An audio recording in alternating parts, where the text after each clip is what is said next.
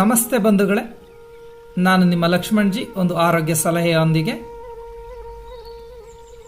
ನಮ್ಮ ಪೂರ್ವಜರು ಅನುಸರಿಸ್ತಾ ಇದ್ದಂತಹ ಆರೋಗ್ಯಕರ ಆಚರಣೆಗಳನ್ನು ತಿರಸ್ಕರಿಸಿದಂತಹ ನಮಗೆ ಇವತ್ತು ಕಾಯಿಲೆಗಳನ್ನು ಪುರಸ್ಕರಿಸಬೇಕಾದಂತಹ ದೌರ್ಭಾಗ್ಯ ಒದಗಿ ಬಂದಿದೆ.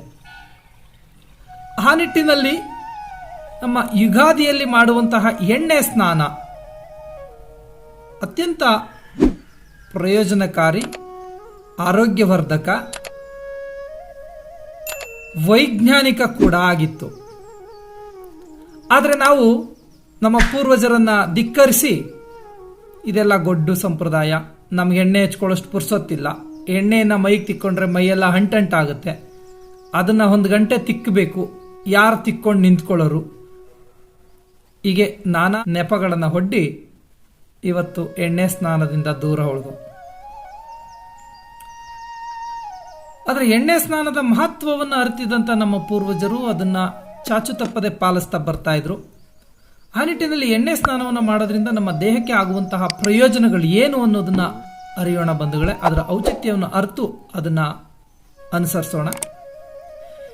ಎಣ್ಣೆಯನ್ನು ಮೈಗೆ ಹಚ್ಚಿ ಲೇಪನ ಮಾಡಿ ಮರ್ದನ ಅಂದರೆ ತಿಕ್ಕಿ ತದನಂತರ ಬಿಸಿ ನೀರಿನಿಂದ ಸ್ನಾನವನ್ನು ಮಾಡೋದ್ರಿಂದ ಅಭ್ಯಂಜನ, ಇವಿಷ್ಟನ್ನು ಸೇರಿಸಿದಾಗ ನಾವು ಅಭ್ಯಂಜನ ಅಂತ ಕರಿತೀವಿ.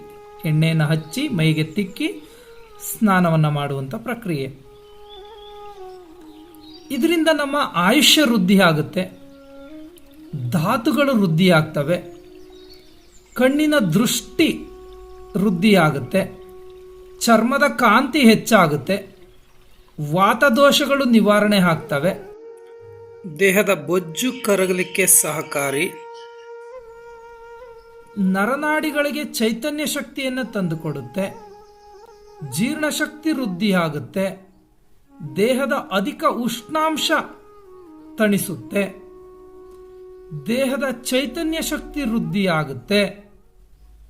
ಸೊ ಹೀಗೆ 10 ಹಲವು ಆರೋಗ್ಯದ ಪ್ರಯೋಜನಗಳನ್ನು ಒಳಗೊಂಡಿರುವಂತಹ ಎಣ್ಣೆ ಸ್ನಾನವನ್ನು ನಮ್ಮ ಆಯುರ್ವೇದ ಶಾಸ್ತ್ರ ಗ್ರಂಥಗಳಲ್ಲಿ ಪ್ರತಿನಿತ್ಯ ಮಾಡಿ ಅನ್ನುವಂಥದ್ದನ್ನ ತಿಳಿಸಲಾಗಿದೆ. ದಿನಚರಿಯ ಭಾಗವಾಗಿ ಪ್ರತಿನಿತ್ಯ ಅಂಗಮರ್ದನವನ್ನು ಮಾಡಿ, ಮೈಗೆ ಎಣ್ಣೆಯನ್ನು ತಿಕ್ಕಿ ಸ್ನಾನವನ್ನು ಮಾಡಿ ಅನ್ನುವಂಥದ್ದನ್ನು ತಿಳಿಸಲಾಗಿದೆ.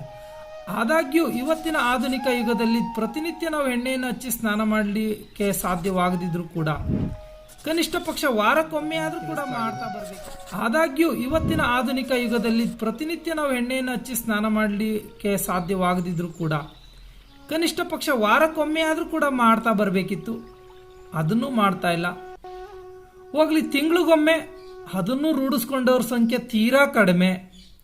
ಕೊನೆ ಪಕ್ಷ ಹಬ್ಬ ಹರಿದಿನಗಳಲ್ಲಿ ಆಚರಣೆಗಳ ನೆಪದಲ್ಲಾದರೂ ಕೂಡ ಮಾಡಲಿ ಎನ್ನುವಂತಹ ಸದುದ್ದೇಶದಿಂದ ನಮ್ಮ ಪೂರ್ವಜರು ಯುಗಾದಿಯಲ್ಲಿ ಎಣ್ಣೆ ಸ್ನಾನಕ್ಕೆ ಆದ್ಯತೆಯನ್ನು ಕೊಟ್ಟಿದ್ರು. ಆದರೆ ಇವತ್ತು ಯುಗಾದಿಯಲ್ಲೂ ಕೂಡ ನಾವು ನೆಪಗಳನ್ನು ಹೊಡ್ಡಿ ಎಣ್ಣೆ ಸ್ನಾನವನ್ನು ಬಿಟ್ಟಿದ್ದೀವಿ. ಅದರಲ್ಲೂ ಈ ಬೇಸಿಗೆ ಕಾಲ ಸಮೀಪಿಸುವಂಥ ಸಂದರ್ಭದಲ್ಲಿ ನಮ್ಮ ದೇಹದ ಅಧಿಕ ಉಷ್ಣವನ್ನು ತಣಿಸಿ ಚರ್ಮದ ಆರೋಗ್ಯವನ್ನು ಕಾಪಾಡಲಿಕ್ಕೆ ಮತ್ತು ನಮ್ಮ ದೇಹದಲ್ಲಿ ಶಕ್ತಿ ಕ್ಷಯಿಸ್ತಾ ಹೋಗುತ್ತೆ. ಆ ಕ್ಷಯಿಸುವಂತಹ ಶಕ್ತಿಯನ್ನು ನಾವು ದೇಹದೊಳಗಡೆ ತಡೆದಿಟ್ಕೊಳ್ಳಿಕ್ಕೆ, ದೇಹದಲ್ಲಿ ಚೈತನ್ಯ ಶಕ್ತಿಯನ್ನು ವೃದ್ಧಿಸಿಕೊಳ್ಳಿಕ್ಕೆ ಅತ್ಯಂತ ಪ್ರಯೋಜನಕಾರಿ ಈ ಎಣ್ಣೆ ಸ್ನಾನ. ಇವತ್ತು ಬಾಹ್ಯ ಎಣ್ಣೆ ಸ್ನಾನವನ್ನು ಬಿಟ್ವಿ, ಆಂತರಿಕ ಎಣ್ಣೆ ಸ್ನಾನವನ್ನು ಶುರು ಮಾಡಿಕೊಂಡ್ವಿ. ಇವತ್ತು ದೇಹದ ಮೇಲ್ಭಾಗಕ್ಕೆ ಎಣ್ಣೆಯನ್ನು ಹಚ್ಚಿ ಸ್ನಾನ ಮಾಡ್ತಾ ಇಲ್ಲ ಬಂಧುಗಳೇ.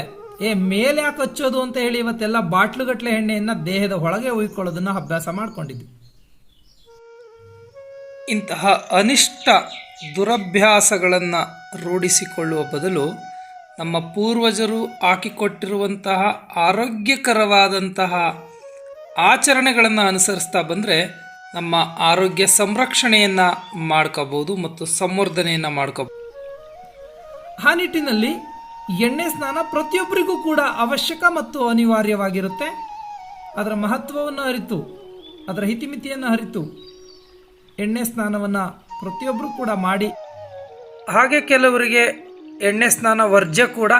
ಕಫಪ್ರಧಾನ ವ್ಯಾಧಿಗಳಿಂದ ಬಳಲುವವರು, ವಮನ ವಿರೇಚನಾದಿಗಳಿಗೆ ಒಳಗೊಂಡ ನಂತರ ಮತ್ತು ಅಗ್ನಿಮಾಂದ್ಯ ರೋಗಗಳಿಂದ ಬಳಲುವವರು, ಹಾಮವಾತದಿಂದ ಬಳಲುವವರು, ಮತ್ತು ಅಜೀರ್ಣ ಸಮಸ್ಯೆಯಿಂದ ಬಳಲುವವರು ಇವರುಗಳು ಎಣ್ಣೆ ಸ್ನಾನವನ್ನು ಮಾಡಬಾರ್ದು. ಅವರವರ ದೇಹ ಪ್ರಕೃತಿಗೆ ಅನುಗುಣವಾಗಿ ಬಳಸುವಂತಹ ಎಣ್ಣೆಗಳಲ್ಲೂ ಕೂಡ ಬದಲಾವಣೆಯನ್ನು ಮಾಡ್ಕೋಬಹುದು.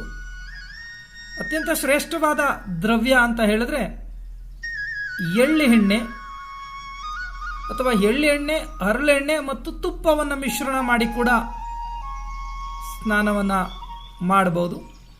ಏನಿಲ್ಲ ಅಂದರೂ ಎಳ್ಳೆಣ್ಣೆ ಅಥವಾ ಹರಳೆಣ್ಣೆ ಅಥವಾ ದೇಶೀಯ ಹಸುವಿನ ತುಪ್ಪ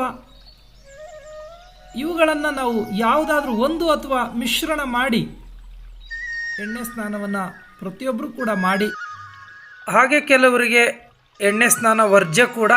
ಕಫಪ್ರಧಾನ ವ್ಯಾಧಿಗಳಿಂದ ಬಳಲುವವರು, ವಮನ ವಿರೇಚನಾದಿಗಳಿಗೆ ಒಳಗೊಂಡ ನಂತರ ಮತ್ತು ಅಗ್ನಿಮಾಂದ್ಯ ರೋಗಗಳಿಂದ ಬಳಲುವವರು, ಹಾಮವಾತದಿಂದ ಬಳಲುವವರು ಮತ್ತು ಅಜೀರ್ಣ ಸಮಸ್ಯೆಯಿಂದ ಬಳಲುವವರು ಇವರುಗಳು ಎಣ್ಣೆ ಸ್ನಾನವನ್ನು ಮಾಡಬಾರ್ದು. ಅವರವರ ದೇಹ ಪ್ರಕೃತಿಗೆ ಅನುಗುಣವಾಗಿ ಬಳಸುವಂತಹ ಎಣ್ಣೆಗಳಲ್ಲೂ ಕೂಡ ಬದಲಾವಣೆಯನ್ನು ಮಾಡ್ಕೋಬಹುದು. ಅತ್ಯಂತ ಶ್ರೇಷ್ಠವಾದ ದ್ರವ್ಯ ಅಂತ ಹೇಳಿದ್ರೆ ಎಳ್ಳು ಎಣ್ಣೆ ಅಥವಾ ಎಳ್ಳು ಎಣ್ಣೆ, ಹರಳೆಣ್ಣೆ ಮತ್ತು ತುಪ್ಪವನ್ನು ಮಿಶ್ರಣ ಮಾಡಿ ಕೂಡ ಸ್ನಾನವನ್ನು ಮಾಡಬಹುದು. ಏನಿಲ್ಲ ಅಂದರೂ ಎಳ್ಳೆಣ್ಣೆ ಅಥವಾ ಹರಳೆಣ್ಣೆ ಅಥವಾ ದೇಶೀಯ ಹಸುವಿನ ತುಪ್ಪ ಇವುಗಳನ್ನು ನಾವು ಯಾವುದಾದ್ರೂ ಒಂದು ಅಥವಾ ಮಿಶ್ರಣ ಮಾಡಿ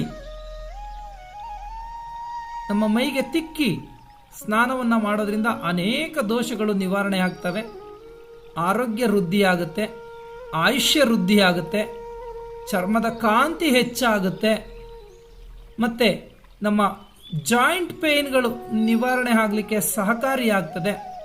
ಮತ್ತು ನರುಗಳಲ್ಲಿ ಇವತ್ತು ಆಗಿರುವಂತಹ ಏನು ಚೈತನ್ಯ ಶಕ್ತಿಯ ಕುಂದುವಿಕೆ ಇದೆಯೋ ಅದನ್ನು ಮತ್ತೆ ಸಚೇತನಗೊಳಿಸ್ಕೊಳ್ಳಿಕ್ಕೆ ಸಹಕಾರಿಯಾಗುತ್ತೆ.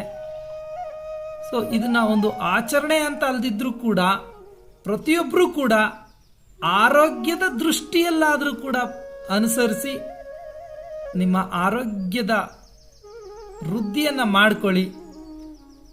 ಈ ಹೊಸ ವರ್ಷ ಎಲ್ರಿಗೂ ಕೂಡ ಶುಭವನ್ನು ತರಲಿ ಅಂತ ಹಾರೈಸ್ತಾ ನಮ್ಮ ಸನಾತನ ಸಂಪ್ರದಾಯಗಳನ್ನು ಆಚರಿಸೋಣ, ಅನುಸರಿಸೋಣ, ಮುಂದಿನ ತಲೆಮಾರಿಗೆ ವರ್ಗಾಯಿಸೋಣ. ತಮ್ಮೆಲ್ಲರಿಗೂ ಕೂಡ ಹೊಸ ವರ್ಷ ಯುಗಾದಿಯ ಶುಭಾಶಯಗಳೊಂದಿಗೆ ಧನ್ಯವಾದಗಳು.